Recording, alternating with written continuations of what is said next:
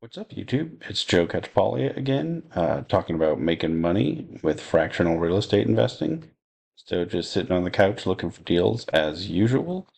I wanted to give you a warning today about one of the things that I think is a little bit of a trap. I'm going to be on Lofty. This is almost all of my videos lately have been on here. I still think it provides some of the best opportunities in fractional real estate investing that I've seen so far. But there are a lot of pitfalls that you need to look out for.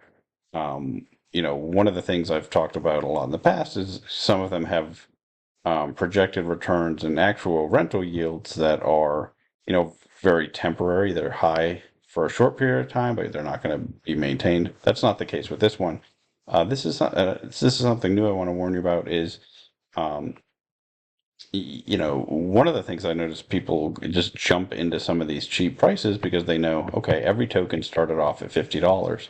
If this one's 30, that's a 40% discount, right? Yeah, $20 out of 50, 40% discount.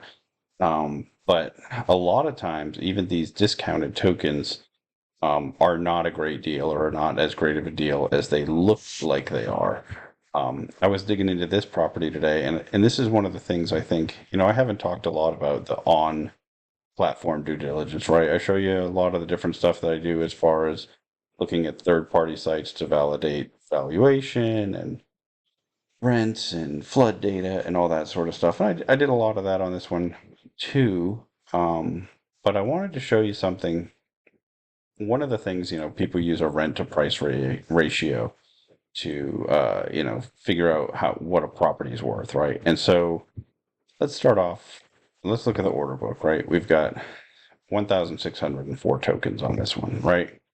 And so at $30.45 per token, which is the current market price, times 1604, you've got 48,000. Add on all of the fees, and you're talking about 52,000. Let's say there's some slippage, whatever it is. Let's say you're at $55,000 at total property value. If you're buying in at around this token price after fees and everything, um, that seems like a great deal to be able to buy a $55,000 property that's currently rent ready. Like if you look at the notes, it's rent ready already, and they're expecting to rent for. I just had it and I lost it. Oh, right here highlighted, $1,065 a month. If you're familiar with the 1% rule, this is almost a 2% rule property. So that seems like, wow, this is going to be a moneymaker as soon as we get a tenant in there. Um, these present or projected annual returns will change as soon as that lease is in place. You'll start to get rental yield um, once the operating reserve is full again. And that's one of the things I want to show you right away. I've started to look at this first on a lot of these properties to see, what their operating reserve is currently. Um, and this is the older one, right? When did this stop? Oh, yeah, this was just through March, so that's not the right one. Let me see. That's one of the things. I had looked at a bunch of stuff. I thought I just closed everything that I needed to, and I didn't. So let's go to documents, new tab, and that's one of the things you got to be careful about, right? Is you're making sure that you're looking at the ones, at current info. Yeah. So I think I don't even know. I think it was maybe this 5-month-old one I was looking at. But so here we go. You want to see what that operating reserve looks like. You saw a big dip. It makes sense because a tenant moved out, they weren't collecting rent, and then they had some repairs. It looks like it dropped, a little less than $2,000. It seems to me from the digging I've done that it's going to drop further because that looks like maybe all the repairs aren't paid off. But one of the things so this is what I want to talk about though. Is that so that looks like a 2% property, right? It looks like you're getting almost twice as much rent as you would need for your 1% rule once this is full. Why don't I think this is a great deal? Well, one, it's in Detroit. I think a lot of people know that's a market that's not not the type of market that I'd be interested in, right? It's not a fast growing population. They've really struggled. I know some people that invest in Detroit. I think if you do it well, you can make money. But it is not necessarily the way I would normally want to go about doing it. Um, it's not, it doesn't fit with my basic thesis of, fast growing markets, with diversified economies, which is my favorite thing to do. But as you've seen, I've picked up some, in these sort of markets when I think that I'm getting a real good discount, and, $55,000 somewhere around there. This might be a good discount. But what's the trap, right? What are we looking at? Well, one of the things that we have to really think about is vacancy, right? Not just how long does it take to get rented in general, but does the efficiency of the manager that's in place and actually the interaction with Lofty and that manager, I think it's actually pretty terrible in this case. So let's just take a look. Okay. Um, let's see. They had a new tenant move in 2023. You didn't get a single update on here until 7/27/2024, and it was that the property manager confirmed that the tenant moved out. It's like, okay, well, let's look at that lease, right? When did they moved out at their expiration date is what it says. Okay, so they moved out on 7/18, and we got a note on here on 7/27 that they moved out. And so that's a little bit scary, right? But the property manager had already done their move out inspection at least, but that happened on 7/25, which was, almost a full week after. I think it's 6 days after. That's not terrible. If it was a property I owned and I was using a property manager, though, I wouldn't be happy about it. I want them out there the day after, and that's pretty much the standard that the management company I work with here in San Antonio has. Is they're going to be out there the next day. If it's Friday, it might not be till Monday. If it's 2 days, okay. The reports are typically completed the same day. And so, something happened where this took more days than it should have. And then it took another day, another 2 days for us to hear about it on the platform here. Now, it's possible there's one of the private discords and they talked about it in there. But if you're counting on the platform itself, you're not getting that update. And then they said, okay, we're going to get you estimates for repairs, right? And so we get this first estimate, and let's see, where is that one? Right here, you can see, the title, or the, have I been saying title company? The property management company. I wonder if I have. I felt like maybe I was saying that. The property management company did this on 7/31. Uh, this is, that's when at least that's when they say they completed this estimate. But we got it here, at least in an update on 8/10. Now, maybe they put that in the Dropbox sooner. And if you're someone who's looking at those documents all the time, you might have known about it a little sooner. But otherwise, almost 10 days went by where we have an empty unit and nothing going on. That was after, the initial 2 weeks went by. So now we're talking about almost a whole month, right? We're getting close to a month here. And we haven't even started repairs. And so then, okay, then they mention, we're going to get another estimate. When did that second estimate? We found out the second estimate on 8/31, but let's see when they got that, right? When was this prepared? It looks like 8/22, right? So we had another big lag from the time that was prepared, to the time we got an update on it here. I mean, this is really terrible. And when you think about that, every day that you're missing out, that you have an empty unit, it's an empty, that's, you're not getting rent.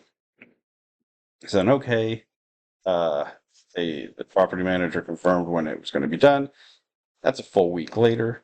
It seems like there should have been, and so the second estimate was for 1,000. The first was for 5,000 and change, but it looks like they bumped it down to 4. The tenant, 1,000 of that went to the tenant, which is part of the reason that I think this is not right, because it seems like there's still more money that they should be owed if that's all accurate. But in any case, I'm more concerned with the timing on this than I am with, whether or not there's still a little bit, a couple $1,000s here and there. which, if it's not paid yet, if it's not in the reserve, it's nice to see there is a positive reserve there. But so they said to go with the second one. I mean, to have such a huge discrepancy, I understand why. You could dig into that and see a little bit more.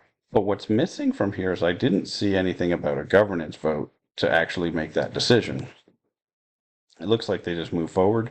Maybe the update just wasn't put on here. Um, if that's the case, I mean, I think that they really shouldn't be doing that. But as long as the email went out to all the token holders, that's probably fine. Um,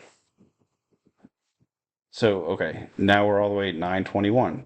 They confirmed that the repairs were completed. Well, they were on track to be completed by the 13th. We got that note on the 14th.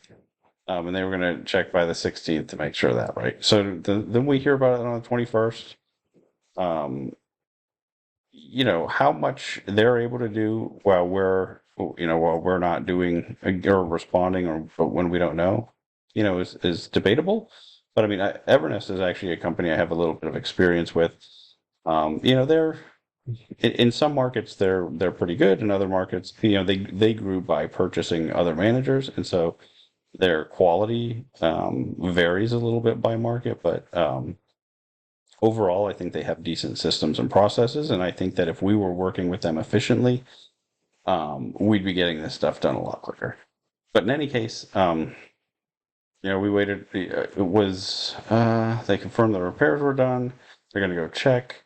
If they are, they're going to list it. So then we have a listing up. They confirmed that it was listed on 9/24. Right, great. Then we have several weeks go by before, let's see, 9/24. No, a couple weeks. We do have some tenants that are ready, that made applications, and there's a vote on which ones that they want to accept, and then that vote was completed. I'm actually a little bit concerned about the what went into that vote, and they basically said we don't want the Section 8 tenant, we want the other one. In some states, there is protection against where your source of where the source of your payment is coming from. So I believe New Jersey is one of those states. It's one that I worked in.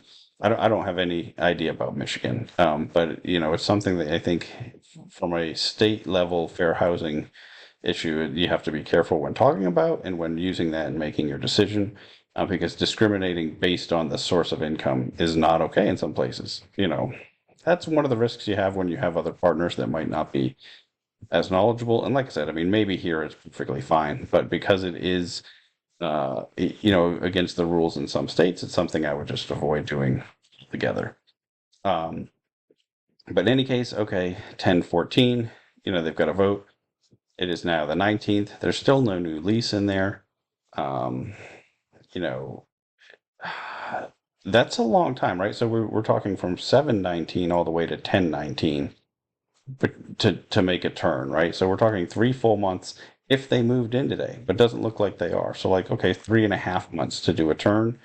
Let's look through the move out inspection, because like, okay, maybe this place was trashed, right? Well, let's take a look. And they didn't spend a whole bunch of money, right? It was $4,000. So um, I don't expect it to look horrible, and I don't think that there's, yeah, I mean, the scope of work, the stuff that it doesn't seem like there's anything showing up on their report that I think should take a ton of time. Let's look at actually, okay, so they did estimate one. We have replacing light fixtures, safety and security checklist, gutters clean, some paint, replacing locks, paint, a lot of paint, some window screens.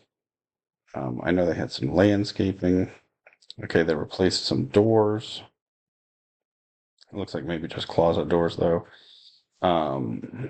This is the kind of stuff that if you have a good property manager and they're working well with the owner and making decisions quickly, we should be able to do a turn like this here in a week or two. I mean, there's nothing that screams like it's gonna take a lot more, any more than that. And I think that if you have a really locked in owner and management company, you could do it even quicker. And if it's if it's a owner slash manager like you have in some of the co-ownership properties on here, I think you can even do it quicker. But you can see a lot of this process was actually just the delay in us knowing about each step. But then, you did have quite a while for it to get leased. Um, I think three, at least in my market, like if you took 3 weeks to lease something, you'd think, okay, that's not a very desirable property. Even though this one looks like it is, and so I think it's just that market's slow.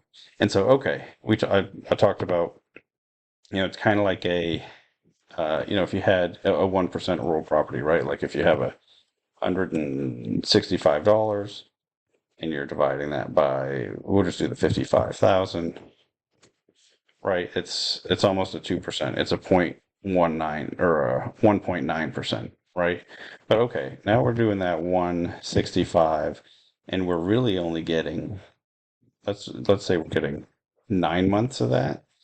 Um, and so then we divide that by the 55,000. Oh wait, 1/x.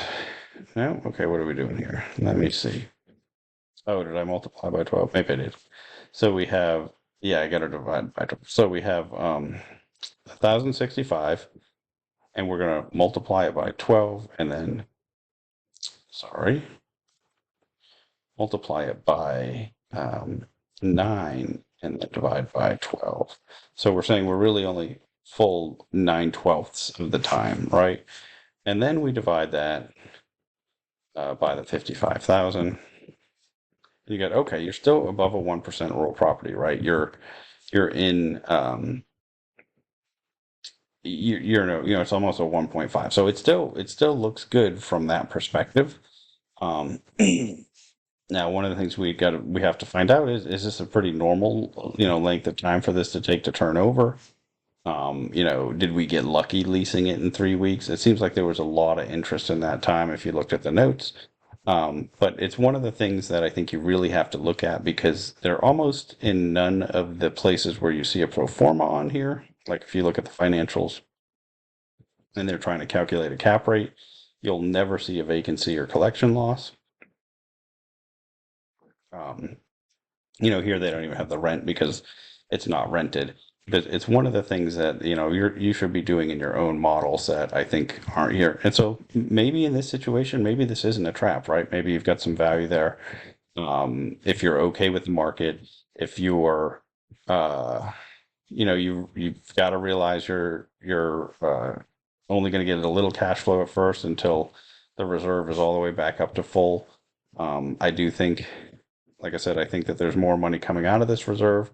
But then the other thing too is if you're having a $3,000 or $4,000 turnover every time you get here, then that wipes out half of the income if you're only getting um, if you're only getting 7 or 9 months of rent in a year. Now, it doesn't exactly work that way because your turnover still should only be every 12 months.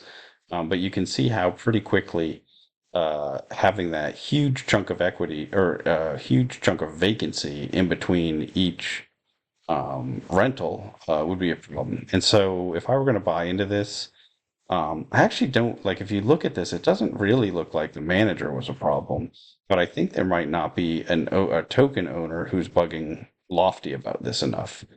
Because this isn't one where there's a co-owner, I don't believe. Um, it's just listed and it's just sort of sitting there on the platform, and it's up to token holders to get in there and propose votes and to bug Lofty for updates and whatnot. Um, I think a lot of this is fixed by the co-owner model that they have on some of the tokens, but that's not all of them. So you need to be wary of that. And it's also not every co-owner is active and on top of this. And so it's just something that you really have to look out for. If you start to look through these updates on some of these, there's some. I mean, I guess they used to call these properties that were just sitting there in foreclosure. They used to call them zombie houses, and that's kind of what I want to call some of these, right?